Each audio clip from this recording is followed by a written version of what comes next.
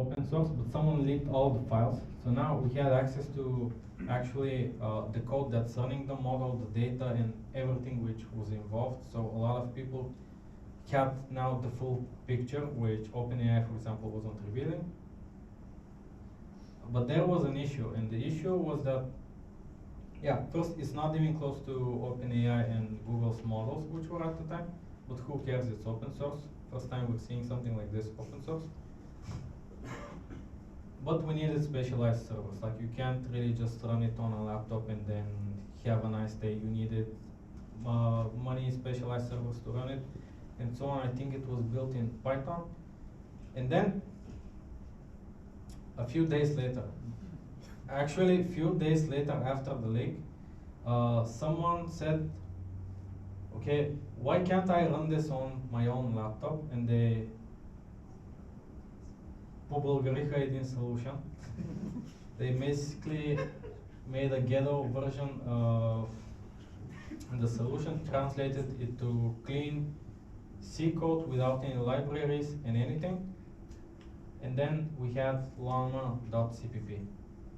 And actually the person who started this project, for example, is called Georgi. So he's a colleague of ours from Bulgaria, but he's not even a software developer. I think he was a physicist, now he's working on this full time. So this one had, it was plain C++, no libraries, C++. What it could do is it could offload processing from GPU to CPU. So this was a person who had a goal. I have this open source model, I want to run it on the MacBook I have at home. That was the goal. And yeah, the MacBooks didn't really have big GPUs, they have nice processors with at the time he was using M1 architecture. Another thing that he made is the ability to compress the model file itself to a smaller size. What we used to call, I don't know why, we call it quantization, and it's basically, you can imagine, like if we compress some kind of a JPEG file, an image, we can compress it to a smaller size, and then we lose some of the quality, but mostly it's good enough. It depends on like the usage. What they found is that we have a very good ratio of compression to loss of quality in this case. So we could compress models into sizes which, yeah, they can run on our own laptops. And another thing that he did, so this was a ghetto translation from Python to C to run exactly one model. Then they created GGML, which later rewrote it to something else called GGUF, which is a generic quantization model, which when we get a model, we can quantize, compress it into this format, and we can run it with Llama CPP. So we don't, with a lot of new models, we don't really need to write additional code to run the models. We can just have support right away. Here is the link to his website and GitHub page if you want to see it. In the demo part in the next section, I will try to show it a bit. And now I'll try to explain a bit about how these things work, and then we can have a small break and do the demo session. So yeah, transformer architecture. The idea is we have inputs and outputs.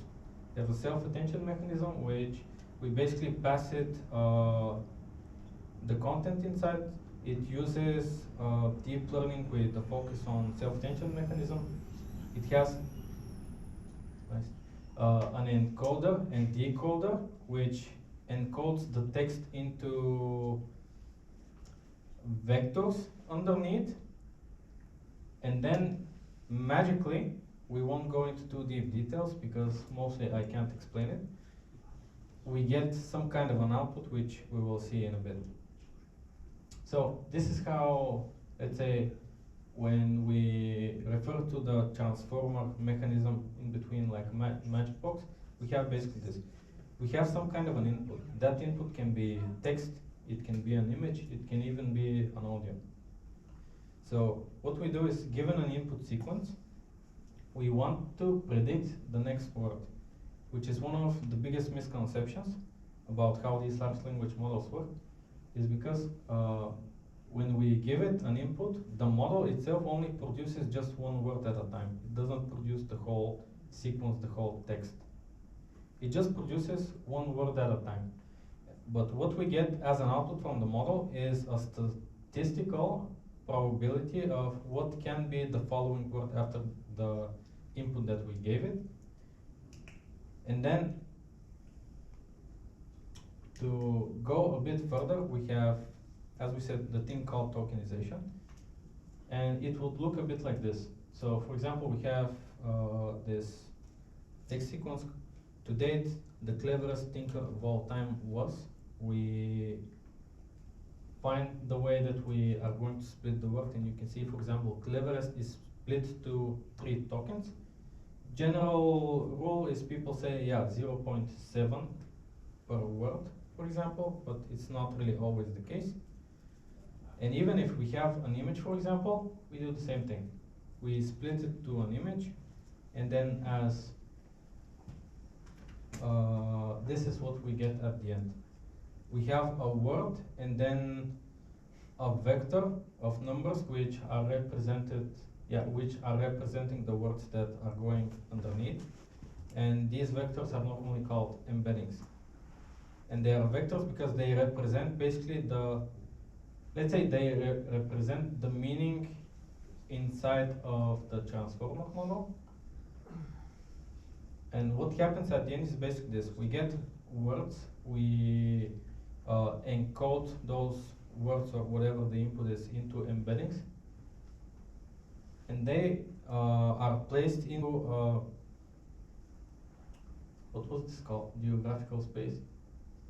You get what I mean, you can see what you have there. A Cartesian plane. Sorry? A Cartesian plane. Yeah. That's what X and Y. Thanks. The idea is the closer, for example, the words are in this picture, they have, for example, a similar meaning.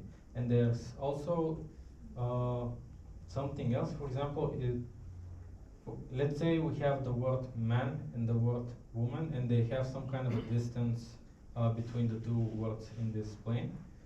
We can also have the words, for example, king and queen in some kind of another place, and the distance would normally be like the same because the semantic difference of the word is very similar. You see, man, woman, and then king, queen. By measuring the distance, we can see there are patterns that the large language model underneath can follow.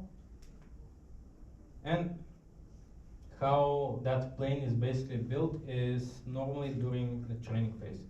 And the training phase consists of 2 parts. Part 1 is pre-training, where they basically feed a lot of data. The data can be like snapshots of a big part of the internet, books, PDFs, whatever. And then we need to have a cluster of a lot of GPUs, so a lot of computing power. This here says 10 terabytes of text, 6,000 GPUs.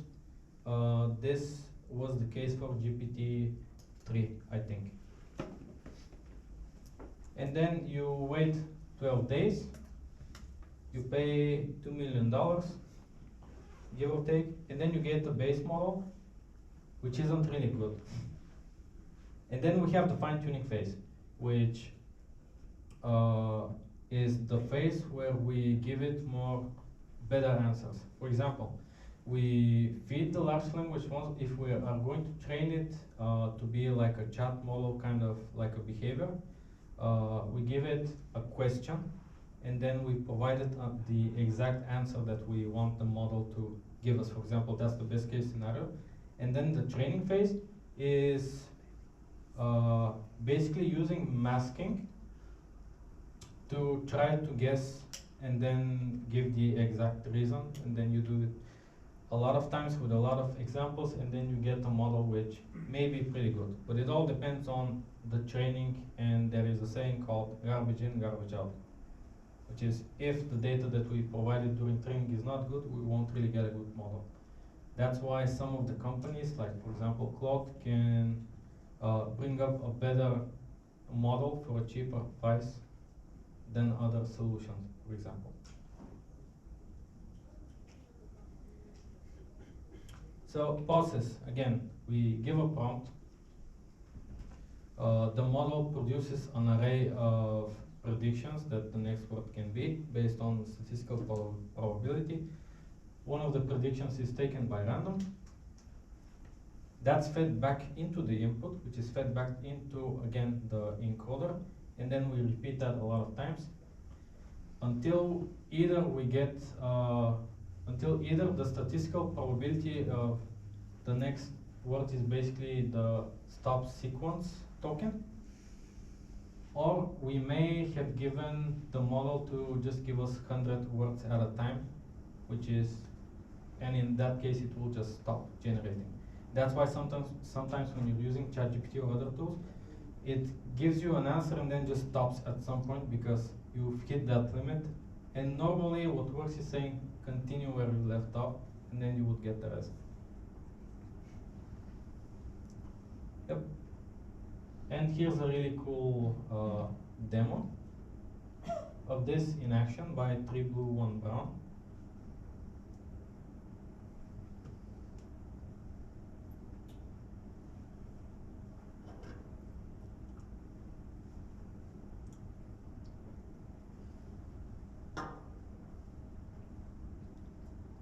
And it repeats until we have a result, which is normally what we see at the end while we're using stuff like ChatGPT and other tools which are handling the inference. So, yeah. Could you elaborate a little about stop token? What is it exactly? Have you coded in C? No. So, for example, in C, when you have like when you represent an array, you have a string of characters. And there is like a special character which says stop, this is the end of the string. It's basically a bit like that, where there is a token which the model knows that if you have that, it just stops generating. That means the logical, the probability for the next word is basically not having anything. Okay. Because a token is, for example, a full stop. And after a full stop, there could be an end of sequence. And what I missed in saying, what I missed to say is we have some, we set a statistical probability, right? We have a thing called temperature. There are also other flags that we can pass, and we can customize how the model will work in general. But mostly we know about temperature. A lot of tools like ChatGPT and so on, they hide this detail underneath. Do you want it to be creative, or do you want it to be like strict or something like that? So we have a thing called temperature, which is basically how random we want to choose. For example, let's say we have normally what the model outputs is it depends on the model, but it outputs the probability of not 10 words, but thousands. It depends on the size of the model, what you will get as a response, and then you have the token, and then how probable it is for this to be the next one. And if we have a temperature of 0, it will always give the latest one. So then we can have it behave in a deterministic manner, actually, but then it won't really be that good, right? What made these large language models so popular and so useful is exactly the randomness at the end. So the higher the temperature, the more random the predictions are given. And it could go to, it could generate. I had a case where we were trying to generate some documentation with a local model, which isn't really that good. And it was looking very nice. It was documentation about the architecture of the project. It was actually documenting a project which was using hexagonal architecture. And after one of the bullet points, right at the end, it started explaining how to prepare a meal with like chicken fricassee or something like that. So if we had just taken the documentation, put it, and then commit push, that's it, it wasn't going to be fun. So always make sure you review what the cousins or friends give us. So some misconceptions that I think we broke. Large language models have no memory. ChatGPT has a function called memory, which is basically they are trying to find the more important, like if you give it personal details, it will give that as a context to the model. It just won't show it to you. But ChatGPT is the thing that's handling that. When you start a new chat, there's always a clean slate. It doesn't know your name, even if you tell it your name in a previous chat or something like that. It's basically like if you have seen, has anyone seen the movie 40 First Dates? Yeah, so that was a movie where I think Adam Sandler met a woman. It was like love at first sight. They had an awesome day. He goes, meets her the next day, and she has a birthday again, the same, even the second day, even though it was, she had a birthday again. So what was happening was she had context up until one date. After that, she had a condition where she loses her memory. Every day she wakes up thinking it's a specific date, that it's her memory, and so on. It's the same thing with ChatGPT. Whatever it's trained on, whatever data it has, that's the only thing it knows at the start. If you start a new chat, it doesn't retain anything from previous chats, and so on. LLMs can't Google. ChatGPT and other solutions have this, like Perplexity and Find, as I said. They can't execute actions. Actually, Googling is executing an action, but we have tools which go and fetch weather data, stock price data, and so on. All of this are coming from the tools that we put at the top, and what the term that we give that is, like, for example, agentic Gen AI tool, because we are providing the large language model with a way to have, a way to Google to get more relevant information, for example. So it has some agency, it has some automation decisions that it can take based on functions that we give it. And most importantly, prompt engineering is not universal, so all of the courses are scanned. Meaning, every model behaves in a different way. Some things which work won't work on another provider's model, and even OpenAI, for example, they are updating their model every few months. Some strategies, like with prompt engineering, won't work from two different versions of the same company's model. So ChatGPT has like a lot of things, like it's a web application, has a GUI. There's a lot of things like prompt engineering that it does without us knowing. It has memory, other ways to read data to Google, and it's orchestrating a lot of things, and the large language model is just the thing at the bottom. Then we have some things which maybe some people have heard of, like retrieval augmented generation. We have strategies to make these things more useful. I'll be very short. Retrieval augmented generation is exactly to fix the issue of the model not having enough context about, for example, what is the latest version of Spring Boot.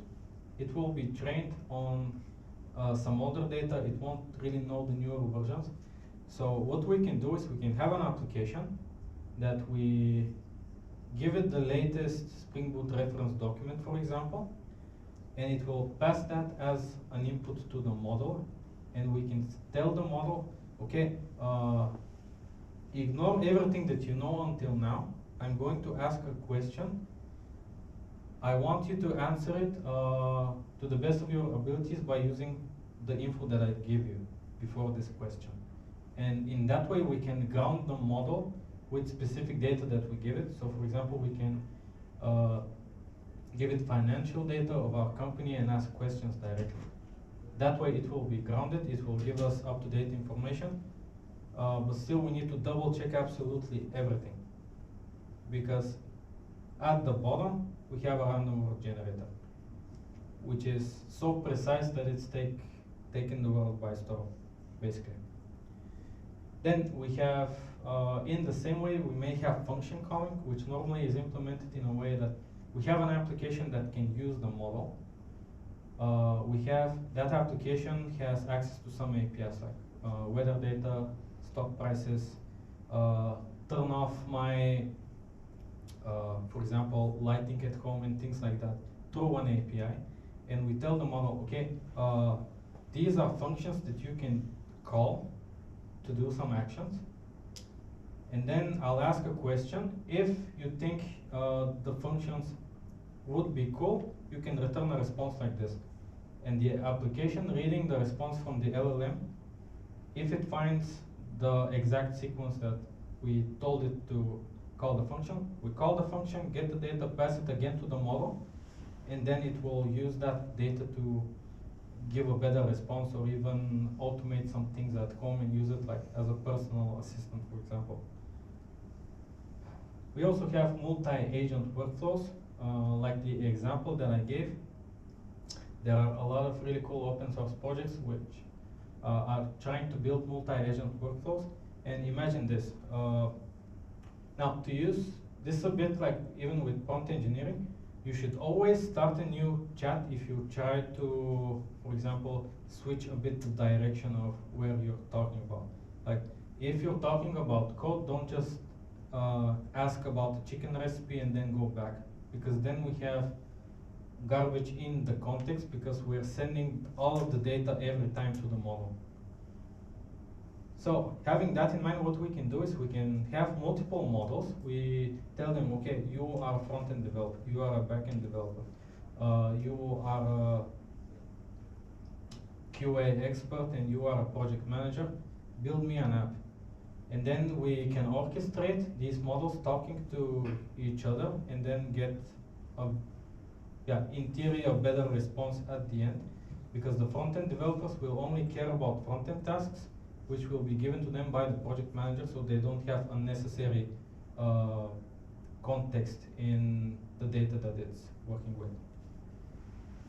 So, retrospective from past 2 years.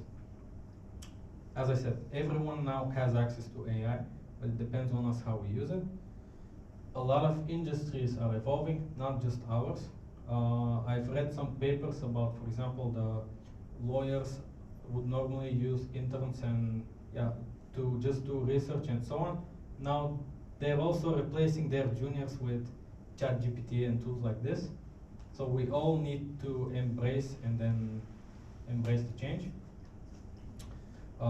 There was a study by GitHub, and the study resulted in showing people using GitHub Copilot, for example, are committing, pushing code, or delivering features 55% faster. This doesn't always mean that it's better work, but it's faster work, so it's cheaper. Not necessarily. I know, not If they necessarily. are committing crop, then the crop proliferates and multiplies, and then it's way more expensive. Yeah. So if you, exactly this, you see, we have more adding, copying, pasting into the code, and less update, delete, move operations. So this means we're doing less refactoring, which is the way that we get maintainable code at the end, because we're just pushing, creating, generating. And normally what happens when you just add code is maintenance price starts becoming more expensive. So by being faster now, we can become slower later if we're not following good practices. Code churn doubled in 3 years. Does anyone know what code churn is? Yeah, okay. This is basically a metric which we can say it means if we commit code to a repository and then in 2 weeks we go and refactor that same code because we introduced a bug. That is code churn. So yeah, quality seems to be going a bit downhill in the last 3 years. And as I said, yeah, production generation is getting faster. We don't really know how much maintenance price it will increase, but of course this is based on use case by use case. Hard pills to swallow. We thought our industry was safe. I think this, got caught by surprise a lot of people because we said, yeah, automation will replace everyone but not developers. Now everyone is saying that developers won't exist after X amount of time. You can ask later about opinions about that. Creating is not that cheap. So normally, the easiest work that we do is repeatable work, like creating REST controllers in Java and things like that. That now is dirt cheap. So I don't think what a lot of people are saying, like junior developers won't be necessary anymore. I don't think that's true, because then the seniors will die someday and no one knows the code anymore. What I think is the future is we use these tools to just up the level of our expertise. So juniors of tomorrow are way better than juniors of yesterday, because now they have a mentor, a teacher, a code reviewer at their hands, but they need to use it in a correct way.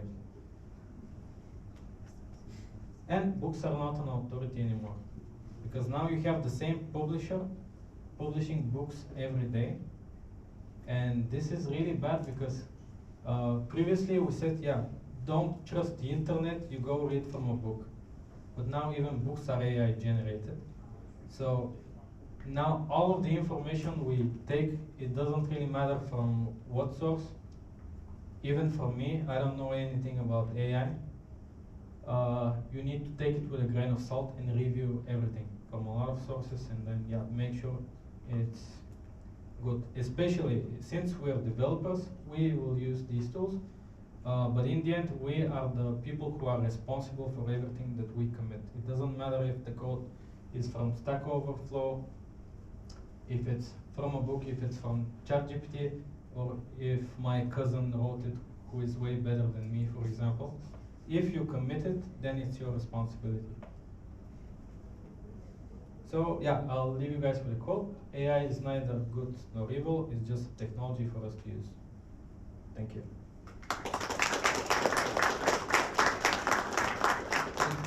Questions? I don't know if we have time. If we don't, let's I'm have here the a whole quick day. break.